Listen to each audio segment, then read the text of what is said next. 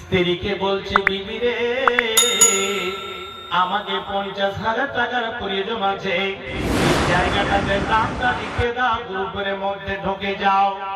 ওই গ্রুপের মধ্যে যদি তুমি না যাও তাহলে টাকাটা পাওয়া যাবে না, পয়সাটা পাওয়া যাবে না। নিজের স্বামী হয়ে নিজের স্ত্রীকে একজন পুরুষের আগে আগিয়ে দিচ্ছে। ওই বন্ধন লনবালা এসে দিদি দিদি বুবু খালা এইরকম করে কত মাস্তি মাস্তি, কত মিষ্টি মিষ্টি কথা, কত রকমের আনন্দ, কত রকমের মত বিনিময় চলছে। এটা সমাজের মধ্যে সব থেকে বিরাট বড় ক্যান্সার রয়েছে। আজকে আমাদের শেরশাবাদী সোসাইটির মধ্যে বাড়িতে বাড়িতে ঢুকে আছে। এইরকম জিনিসগুলোকে লাথি মেরে আপনাকে ফেলে দিতে হবে। আপনি ইনকাম করেন, আপনার যদি পয়সার প্রয়োজন হয় তাহলে হাত ধরে পা ধরে আপনি ধার নিয়ে আসেন। এই জায়গাটাতে এখন আমাদের সমাজের মধ্যে দ্বিতীয় রকমের একটা এইরকম ক্যান্সার ঢুকেছে। একজন ভাই অন্য ভাইকে কোন রকমের টাকা ধার দিতে চায় না। তখন বলছে কি, মুনি সাহেব আপনি তো মানা করছেন, হঠাৎ করে 10,000 টাকার প্রয়োজন হলো, কেউ টাকা ধার দেয় না, তো আমি কি করব? আমাকে নিরুপায় হয়ে ওই লনের কাছে গিয়ে লনে টাকা নিতে হচ্ছে। যারা ধার দেন না, একটা তাহলে হাদিস শুনে যান। এই জায়গাটাতে এসেছেন কোন মসজিদে মাদ্রাসাতে কোন গরিব মানুষকে, কোন এইরকম ভাবে অসহায়কে যদি 1 টাকা দান করেন, হাদিসের মধ্যে এসেছে আপনি 10 নেকি পাবেন।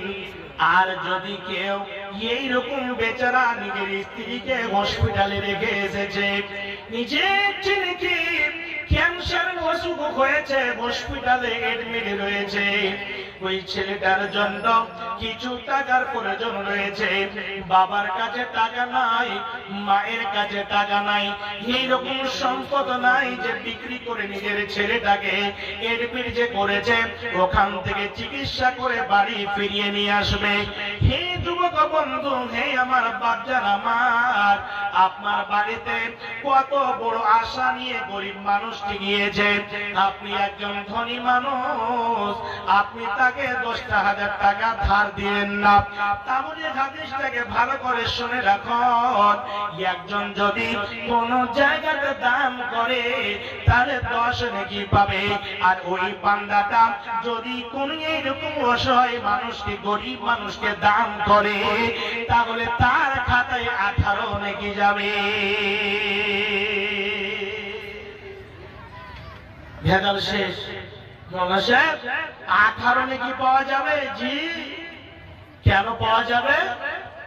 অনেক বই পুস্তক আছে, মোবাইলে সার্চ করলে পাওয়া যাচ্ছে। কেন? বেচারা আপনার শুধু ওয়াদা করেছে কি যে এই মাসের বা সামনে মাসের 10 তারিখে টাকাটা দিয়ে দিব, বেচারা পেল না। 10 তারিখ থেকে 20 তারিখ হলো, 25 তারিখ হলো, 30 তারিখ হলো, মাস শেষ হয়ে গেল। আর মাস শেষ হয়ে বেচারা টাকা দিতে পারে না। এই যে ঠিক টাইমে না পাওয়া যায় বা দিতে পারে না, তার জন্য আল্লাহ রাব্বুল আলামিন কত সুন্দর অফার দিয়েছে। কিন্তু কিছু কিছু সমাজে মানুষ আছে, টাকা নেওয়ার পরে ছেঁচড়ানো পরে, পকেটে টাকা আছে কিন্তু মিথ্যা কথা বলে টাকা না ভাই দিতে পারবো না। আর কিছু মানুষ আছে বেচারা অভাবের কারণে টাকা নাই, টাকা দিতে পারে না। তো সব থেকে বিশাল ব্যাপার হচ্ছে এক অপরকে ভাই আপনারা ধার দিতে শিখেন। আর ধার যদি নিয়ে নেন তাহলে সঠিক টাইমে টাকাটাকে ফেরত করতে শিখেন। তাহলে কি হবে, এই জায়গাটাতে এই যে বন্ধন এবং জঘন্য রূপে যে টাকা লেনদেন হচ্ছে, সুদের কারবার হচ্ছে, এই জায়গা থেকে বাঁচা যাবে। তো আমি বলছিলাম সব থেকে বড় ক্যান্সারে যে বন্ধন চলছে। আর দ্বিতীয় নম্বরে ক্যান্সার, হে আমার যুবক ভাইরা, আল্লাহ রাব্বুল আলামিন আপনাদের কত সম্মান দিয়েছেন।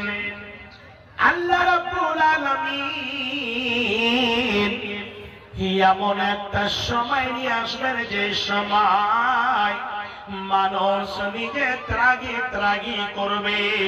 হে যুবক ভাইরা, সেই দিন কোন ছায়া থাকবে না, কোন ঘর বাড়ি থাকবে না, কোন গাছ গুজারি থাকবে না। সেদিন আকাশ থেকে ওই সূর্য যত দূরে আছে সূর্য নিচুত চলে আসবে। মানুষ এমন ভাবে নিজের ঘামে নিজের পাসিনাতে, কেউ হাঁটু থেকে হবে, কে কোমর থেকে হবে, কে বুক পর্যন্ত হবে, কে গলা পর্যন্ত হবে। অনেকে আল্লাহর বান্দারা ওই ঘামে তারা ঘামুডুবু খাবে, সাঁতার দেবে, খেলতে লাগবে।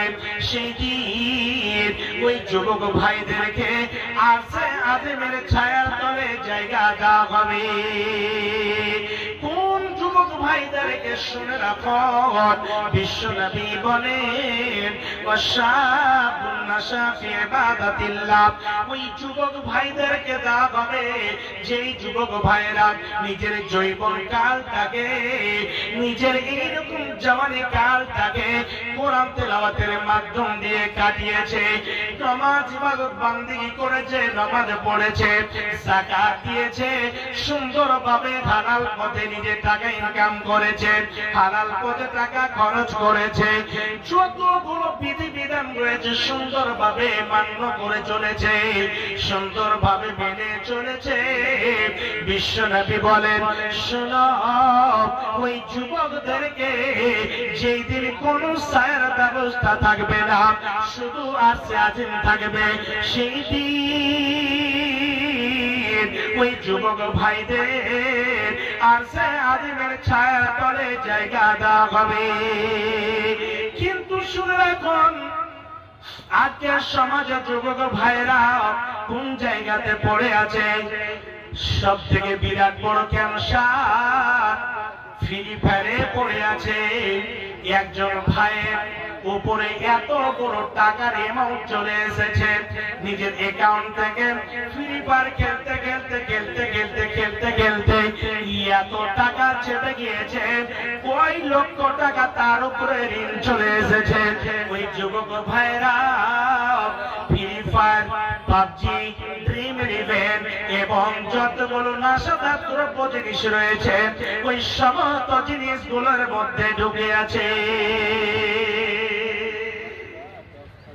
আজকে যতগুলো গেম মোবাইলে আগে টাকা দিতে হয়, তারপরে খেলতে দেওয়া হয়। আমি কয়েকদিন হলো রাত্রি 11টার সময় আমি কুর্তি দিয়ে আসছি, 3 জন ছেলে, এখনো আপনাকে আল্লাহর কসম করে বলছি, এখনো বোধহয় কিছু টাকা বাকি আছে। আর কিসের টাকা বাকি আছে ওটা বলবো না আমি। 3 জন বসে ব্রিজের উপরে হিলান দিয়ে দিয়েছে, আর দিয়ে মোবাইলে খেলছে গেম। আমি গাড়িটাকে গিয়ে একদম দাঁড় করে দিলাম, ওদের পায়ের কাছে নিয়ে গেছি গো, হরেন মারছি, কিন্তু তাকিয়েও দেখে না। আমি বলছি, ভাই বাড়ি কোথায়? কিছু বলছে না। বলছে মারনা হ্যাঁ, বুঝে মারনা হ্যাঁ। এই চলছে ঢালাহারে। আমি বলছি, একজন আমার পিছনে বসে আছে, মানে খুব রাগিত হয়ে বললাম যে এদের মা বাবা বোধহয় মরে গেছে, আর নাহলে মা বাবা কোন জায়গাতে পাগলখানাতে ভর্তি হয়ে আছে। না বলে রাতে 11টা হয়ে গেল, এই ছেলেগুলোর বয়স 12 থেকে 13-14 হবে, এখন রাত 11টা 12টা হয়ে যাচ্ছে, মা বাবাকে দুনিয়াতে নাই।